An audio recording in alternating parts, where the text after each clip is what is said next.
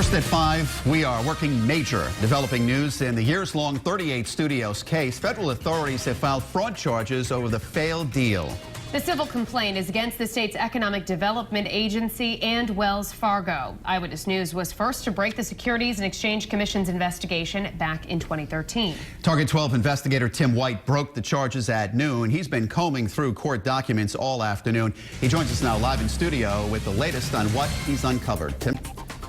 It's important to keep in mind this is not a criminal case. In court documents, the SEC says the State Economic Development Corporation and banks involved in the 38 Studios deal recklessly and knowingly withheld information from investors.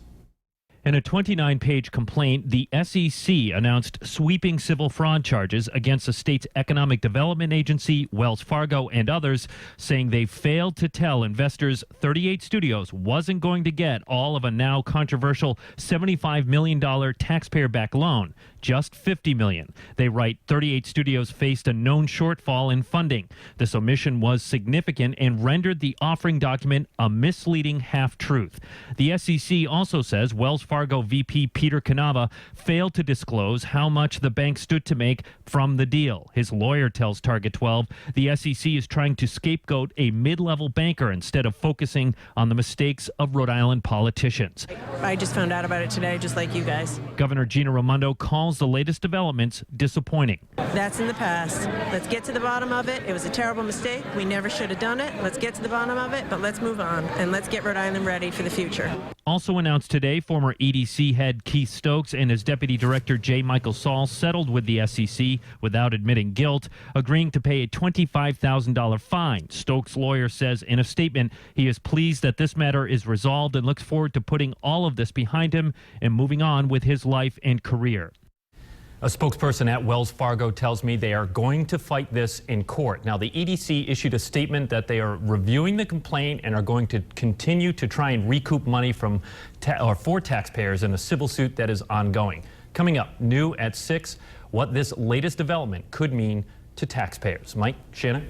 Now, Tim, as you point out, this is a civil case in this scenario, but the state has its own investigation, as we've reported, and that is what could be criminal, correct? Where does all that stand? Right. Well, I checked in with the head of the state police, Colonel Stephen O'Donnell, and he told me earlier today that the criminal case is still pending, so it's active. But he also says they're going to look at what the SEC filed to see if it influences their case or if they could use it in any way.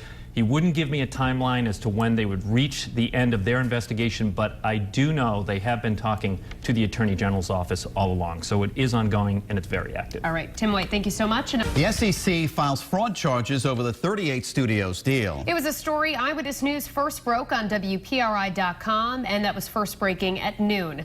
The U.S. Securities and Exchange Commission alleges the former Rhode Island EDC and Wells Fargo defrauded investors when they sold $75 million in bonds to fund Kurt Schilling's video game company in 2010. New at 6 tonight, Target 12 investigator Tim White joins us now live with what it could mean for taxpayers. State leaders, including the governor, often say they want to see Rhode Island move beyond the 38 Studios scandal. Well, today, the federal government made it very difficult to do that. In a stinging civil complaint, the SEC accuses the state's Economic Development Corporation, Wells Fargo, and others of negligence for withholding details on 38 Studios' finances when seeking investors for the now controversial $75 million bond. An SEC investigator writes, 38 Studios faced a known shortfall in funding. This omission was significant and rendered the offering document a misleading half-truth. Filed Monday in federal court, the complaint also accuses Wells Fargo of not disclosing how much they stood to make from the transaction. A Wells Fargo spokesperson says they will fight the charges in court. It's obviously disappointing. I was opposed to this deal from the very beginning and every day since.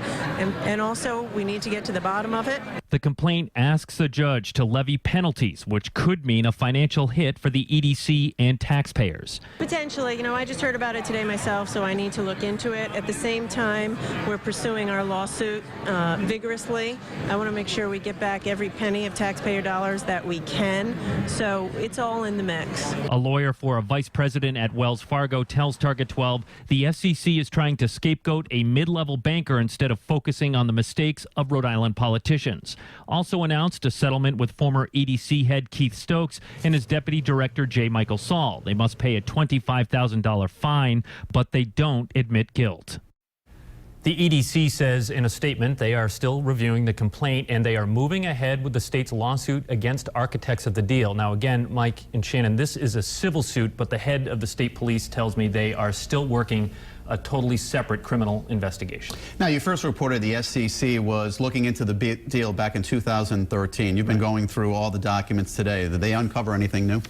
No, Mike, they didn't. The details of the complaint are very, very similar to the lawsuit the state brought back in 2012. And look, the allegation that banks failed to tell everyone 38 Studios was in rough financial shape before the $75 million bond was issued, that's the centerpiece of the state's lawsuit. The SEC regulates the investment world, so my impression is the feds looked at the civil suit and said, hey, what happened here, that broke investment regulations, and here we are.